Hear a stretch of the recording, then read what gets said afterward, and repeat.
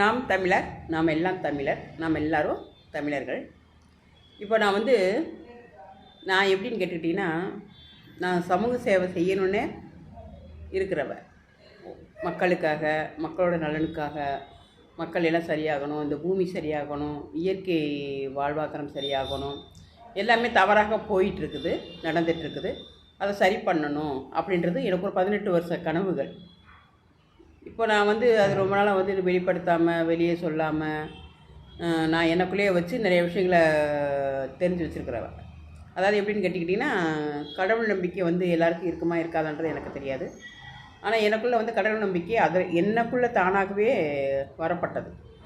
ஒரு 18 வருஷத்துக்கு முன்னாடி பயங்கர கஷ்டத்தில், உபத்திரத்தில் நான் ஒரு மரண படுக்கையில் படுத்து, கடவுள் என்கிற ஒரு ஆன்மீக விஷயங்கள் எனக்குள் புகுத்தப்பட்டு, எது உண்மை, எது பொய், ஏன் உலகம் இவ்வளோ மோசமாக இருக்குது, எதனால் இவ்வளோ கஷ்டங்கள் இருக்குது, மக்கள் சரியான பாதையில் இல்லாமல், விவசாயம் சரியான பாதையில் இல்லாமல், எல்லாம் தவறுதலாக போகிறதுக்கு என்ன காரணம் அப்படின்றத பற்றின விஷயம்லாம் எனக்கு ஆன்மீக ரீதியாக எனக்கு தெரிவிக்கப்பட்ட ஒரு விஷயம்.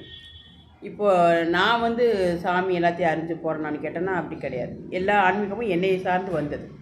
அது ஒரு பெரிய ஒரு ப்ராசஸ். அது சொல்கிறதுக்கு டைம் கிடையாது, ஒன்றும் கிடையாது, அதுக்கான நேரமும் கிடையாது. இப்போ நான் ஷார்ட்டாக இப்போ கொஞ்ச நாளாக நாம் தமிழரை பற்றி உணர்ந்து வச்சுருக்கிறேன்.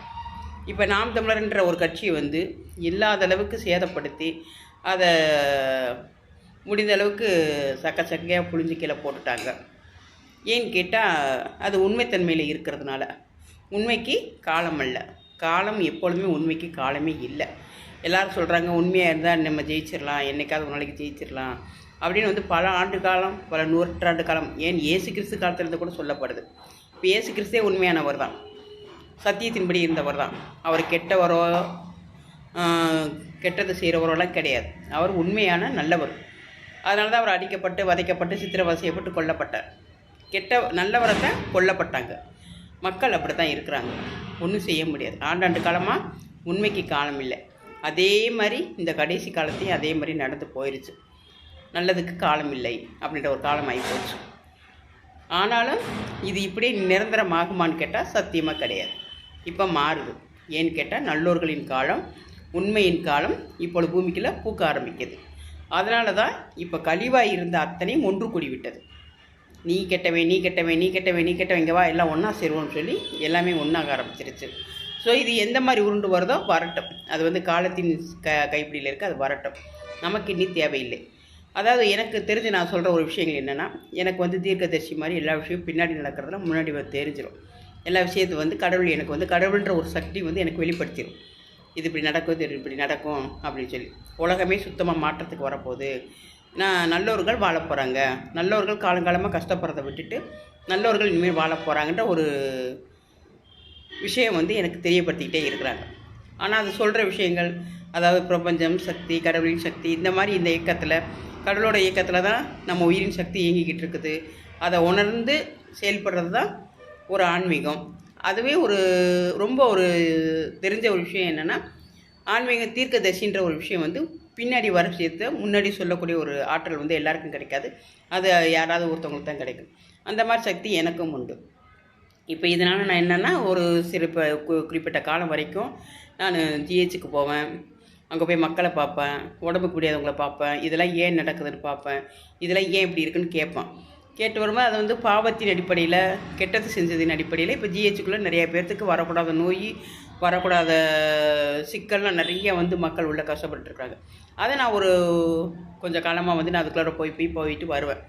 அதெல்லாம் தெரிஞ்சுக்கிடுவேன். யார் என்ன கஷ்டப்படுறா, எது கஷ்டப்படுறா, எதனால் கஷ்டப்படுறாங்க, சாப்பாட்டு கஷ்டப்படுறது எல்லாத்தையும் அறிஞ்சு புரிஞ்சு நான் வந்துட்டு தான் இருக்கிறேன். அதனால் இது எனக்கு கொடுக்கப்பட்ட ஒரு வேலை, பணி. அதாவது மக்களுக்கு நல்லது செய்யணும் அப்படின்றத பணி. ஆனால் என்னென்னு எடுத்துக்கிட்டிங்கன்னா, இப்போ பணி செய்யணும், நல்லது செய்யணும்னா பணம் வேணும். பணம் இருந்தால் மட்டும்தான் மக்களுக்கு சரி செய்ய முடியும். பணம் உள்ளவர்கிட்ட தான் எல்லாமே ஓட்டுவாங்க. இப்போவே சமீபமாக நம்ம பார்த்துட்டோம், சரிங்களா? இது தப்பு, இது தப்பு, இது தப்புன்னு சொன்னவங்கெல்லாம் மேலே போனதுக்கப்புறம் அவங்க பணப்பம் இதில் போய் உட்காரும்போது அது சரின்னு மாற்றி பேசுகிறாங்க. இந்த ஊடகமும் சரி, மனிதனோட குணங்களும் சரி, தவறுன்னு முடிவு பண்ண ஒரு விஷயத்தை தவறாகவே முடிக்க மாட்டேங்கிறாங்க. கொஞ்சம் அதுக்கு தவறுக்கு இப்போ 10 பேர் சப்போர்ட் பண்ணுறவங்க 100 பேர் சப்போர்ட் பண்ணும்போது, 1000 பேர் சப்போர்ட் பண்ணும்போது என்ன செய்கிறாங்க, இவங்களும் அதுக்குள்ளே போய் ஒட்டிக்கிறாங்க. சரிங்களா? தப்புன்னு சொன்னவங்களுமே போய் அதுக்குள்ளே போய் ஒட்டிக்கிறாங்க. இது வந்து காலத்தின் சுழற்சி, அவ்வளோதான், நம்ம ஒன்றும் சொல்கிறதுக்கு இல்லை. ஆனால் இன்னும் பார்த்துக்கிட்டிங்கன்னா இன்னைக்கு கீழே வந்து அடிமக்கள் நிறைய கஷ்டப்படுறவங்க இருக்கிறாங்க. அடிமட்டத்தில் கஷ்டப்படுறாங்க. எதுவுமே இல்லை. நீங்கள் யாராக இருந்தாலும் சரி ஜிஹெச் பக்கத்தில் போய் இருந்து பாருங்கள்.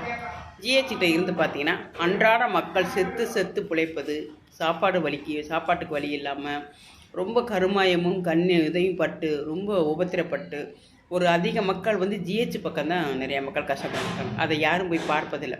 சும்மா நம்ம மேலோட்டமாக உட்காந்துட்டு இதுதான் சொல்லிட்டு உட்காந்துருக்குறோம். அங்கே நம்ம போனோன்னா கண்டிப்பாக அதில் ஒரு 70% மக்களையாவது நம்ம கையில் கொண்டாந்துடலாம். அவங்களோட தேவைகளை சந்திக்கலாம். அவங்களோட தேவை என்பது ரொம்ப பெரிய அளவில் கிடையாது. ஏதோ ஒரு 3 வேளை சாப்பாடு கொடுப்பதற்கு அரேஞ்ச் பண்ணலாம். அப்படி அரேஞ்ச் பண்ணினோம்னா கண்டிப்பாக வந்து அந்த மக்களுக்கு வந்து ஒரு நல்ல ஒரு உதவியாக இருக்கும். நீங்கள் இன்றைக்கி பொழுதுபோக்கு ஸ்தலம் என்னென்ன ஆடம்பரம் சாப்பிட்றது இவைகளை கூட நீங்கள் நக்கெல்லாம் நையாண்டியாக பேசி கடந்து போயிடலாம். ஆனால் உண்மையான பசியோடு இருப்பவர்களை நீங்கள் கடந்து போக முடியாது. அவங்களுக்கு உண்மையான ஒரு நேரம் சாப்பாடாவது நம்ம கொடுத்தோம்னா அவங்க உண்மையிலே நன்றி உள்ளவங்களா, யார் நமக்கு இந்த நேரத்தில் பசியை அமர்த்தியிருக்காங்க அப்படின்ற ஒரு நன்றி உணர்வோடு அவங்கள எப்பொழுதும் தேடிக்கொண்டே இருப்பார்கள். அந்த தேடுதல் வந்து நம்ம வந்து கொடுக்கணும். பசியை போக்கும்போது நம்மளை தேடுற மக்கள் தேட ஆரம்பிச்சிருவாங்க. நீங்கள் ரொம்ப ரொம்ப பெரிய மண் வளத்தை காக்கிறேன், அந்த வளத்தை காக்கிறேன், இதை போய் சரி பண்ணுறேன், வரலாற்று காவியம், வரலாறு, இவங்க இப்படி செஞ்சாங்க, அவங்க அப்படி செஞ்சுட்டு போயிட்டாங்க, அதனால் நம்ம அதை சரி பண்ணுவோம் அப்படின்னு சொல்லிலாம் நம்ம சொல்லிகிட்டு இருந்தோம்னா ஜெயிக்கவே முடியாது. எத்தனை ஆண்டுகளாலும் நம்ம ஜெயிக்க முடியாது, நம்மளுக்கு புரியாது. இந்த உண்மை என்பதை வந்து கடினமாக எடுத்து வைக்கக்கூடாது. கடினமாக எடுத்து வச்சோம்னா அது மக்களுக்கு போய் சேராது. நீங்கள் நல்லா ஒரு மேக்கப் போட்டு அழகாக சிங்காரித்து ஒரு நடிப்போடு கொண்டு போய் சொன்னீங்கன்னா அது ஜெயிச்சிடும். அது நம்ம பார்த்துட்ருக்குறோம். உண்மையை வந்து உண்மையாக கொண்டு போக முடியாது. சரிங்களா? நான் என்ன சொல்கிறேன், யாரையும் எதையும் பேச வேண்டிய அவசியம் இல்லை. யாரையும் குற்றம் சொல்ல வேண்டிய அவசியம் இல்லை. எதையும் செய்ய வேண்டியதில்லை. ஏன்னா நம்மளோட வார்த்தைக்கும் நம்ம சொல்லுக்கும் யாரும் இங்கே மரியாதை கொடுக்குறதுக்கு யாருமே இல்லை. ஓகேங்களா? மரியாதை கொடுத்து சரி இது உண்மைதான், இது சத்தியம்தான் புரிஞ்சுக்கிற ஞானம் யாருக்குமே இல்லை. இதெல்லாம் விட்டுட்டு முதல்ல வந்து இப்போ நாம் தமிழர் கட்சியை எடுத்துக்கிட்டீங்கனாலுமே சீமானும் சரி, சாட்டை தம்பியும் சரி, இவங்கெல்லாம் என்ன செய்றீங்கன்னா தேவையில்லாமல் நம்ம அடுத்தவங்களை பேசுகிறது, விமர்சனம் பண்ணுறது, அவங்களுக்கு அது ரொம்ப காயத்தை உருவாக்கி ரொம்ப ஒரு ஏற்றுக்கவே முடியாத அளவுக்கு நம்மளை ரொம்ப உதாசீனப்படுத்திட்டாங்க. நம்ம ஒரு 70% நல்லது செஞ்சுருப்போம். ஆனால் ஒரு 30% யதார்த்தத்தை நம்ம சொல்லும்போது அந்த யதார்த்தம் அவங்களுக்கு அப்புறம் ரொம்ப மோசமான ஒரு மனநிலைமையை அவங்களுக்கு கொடுத்துருச்சு. அவங்களுக்கு நம்ம சொன்ன வார்த்தைகள் அருவருப்பாகவும் கஷ்டமாகவும் தோன்றி இது நம்மளுக்கு எதிர்ப்பதமாக மாறி ஏதேதோ உண்மையை வந்து தவற நன்மையாக்கி இப்போ ஏதோ ஒன்று நடத்த போச்சு. நம்ம அதை பேச வேண்டாம், விட்டுருங்க. அது என்றைக்குனாலும் யார் என்ன செஞ்சாங்களோ அதை யார் எப்படி விதைச்சிருக்காங்களோ எதை விதைச்சிருக்காங்களோ அதை அவங்களுக்கு அறுவடையாக்கி அவங்களுக்கு கிடச்சிக்கிறோம். அப்படி கிடைக்கும்போது தான் அவங்களுக்கு புரியும், தன்மை புரியும். இப்போ அதெல்லாம் விட்டுட்டு நம்ம அந்த மாதிரி பேச்சுக்களே வேண்டாம். நீ தப்பு செய்கிற, நீ ரைட்டாக செய்கிற, நீ ரைட்டாக போகிற, நீ போகிற இந்த வார்த்தையை ஒரு நல்ல ஒரு இதில் வாரவங்க பேசாதீங்க, விட்டுருங்க. இது நம்மளோட வேலை அல்ல. உங்களுக்கு தேவை என்ன? மக்களை காக்கணும், இந்த மக்களுக்கான மண்ணை நம்ம உருவாக்கணும், இந்த விவசாயத்தை காக்கணும், இந்த நிலங்களெல்லாம் சரி பண்ணணும், சரியான ஒரு இதை கொண்டு வரணும்னு நீங்கள் நினச்சிங்கன்னா இப்போ நீங்கள் இருக்கிற ஒரு ஆதரவே உங்களுக்கு போதும். நாம் தமிழர் கட்சிக்கு இருக்கிற ஆதரவே போதும். சின்ன சின்ன வேலைகள் மக்களுக்குள்ளே போங்க. மக்கள் இனிமேல் எதுவோ எப்படியோ அரசாங்கம் எப்படி போகுதோ அது போயிட்டு போகட்டும். மக்கள்கிட்ட போங்க. மக்களுக்கு என்ன தேவையோ அங்கே போங்க. நிறைய மாற்றங்கள் இருக்குது. தேவையில்லாத வார்த்தைகளை விடுங்க. அவ்வளோதான். மண்ணுக்குள்ளே விழுந்தாச்சு, தரையில் விழுந்தாச்சு, மிதிப்பட்டாச்சு. சரிங்களா? இனிமேல் நம்ம எப்படி துளுத்து வெளியில் வரணுமோ அப்படி வரணும். சின்ன விஷயங்களை மாற்றுக்க. தேவையில்லாத பேசுகிறத நிப்பாட்டிட்டு மக்களுக்கு தேவையான சின்ன சின்ன விஷயங்களை செய்யுங்க. சின்னது, ரொம்ப சின்னது, ரொம்ப ரொம்ப சின்னது. பசியை போக்குங்க. அந்த பசியை நீங்கள் போக்குனாலே போதும். கண்டிப்பாக மக்கள் ஒருபோதும் வயிற்றுக்கு துரோகம் பண்ணவே மாட்டாங்க. கண்ணுக்கு துரோகம் பண்ணிடுவாங்க, மனசுக்கு துரோகம் பண்ணிடுவாங்க. ஆனால் வயிற்றுக்கு எப்போதுமே துரோகம் பண்ண மாட்டாங்க. ஒருத்தன் பசியோடு வரும்போது அவனுக்கு வயிறு நிறைய நீங்கள் சோறு போட்டிங்கன்னா கண்டிப்பாக அவன் நன்றி உள்ளவனாக இருப்பான். அந்த மாதிரி மக்கள் நிறையா இருக்கிறாங்க. நீங்கள் இப்போ போய் பார்த்தீங்கன்னா ஒரு ஊருக்குள்ளே ஒரு சராசரியாக ஒரு கால்வாசி பேர் பசி பட்டியலில் தான் இருக்கிறாங்க. நீங்கள் ஜிஹெச் அங்கங்கே இருக்கிற ஜிஹெச் கிட்ட போய் ஒரு உணவு கொடுக்குற ஒரு ஏற்பாடு மட்டும் நீங்கள் பண்ணி அதை கொஞ்சம் கொஞ்சம் செஞ்சுக்கிட்டு மண்ணில் எங்கெங்கே தவறு இருக்கோ சின்னதாக உங்களால் உங்களால் 10 ரூபாய் 100 ரூபாய் இருக்குன்னா அதுகளை வச்சு ஒவ்வொரு இடத்தையும் மாற்றிக்கிட்டோம். சின்ன வேலைகளை நீங்கள் செஞ்சு வந்தாலே போதும். இன்னும் 5 ஆண்டுகளில் மகத்தான மிகப்பெரிய ஒரு விஷயத்துக்கு நம்ம கொண்டு வர முடியும். இது நான் கடவுளின் ரீதியில் எனக்கு சொல்லப்பட்ட ஒரு விஷயம். இது இப்படிலாம் போனால் தான் அதை சரி பண்ண முடியும். நீங்கள் மக்கள்கிட்ட போய் இது தப்பு தப்பு தப்புன்னு சொன்னால் நம்மளை தப்பு தப்புன்னு தப்பி நம்மளை தூக்கி கீழே போட்டுருவாங்க. நம்ம மேலே வர முடியாது. தயவு செய்து நான் சொல்கிறேன், சின்ன சின்ன விஷயங்களை மாற்றுங்க, தேவையில்லாத வார்த்தைகளை மாற்றுங்க, அதெல்லாம் விட்டுருங்க. யாரையும் திருத்த முடியாது, சொல்லி யாரையும் திருத்த முடியாது. அவங்க எதை கொண்டு இதுதான் சரின்னு இருக்கிறாங்களோ அது அவங்களையே சுற்றும், அவங்களையே குத்தும். அப்போ தான் அவங்க உணருவாங்க.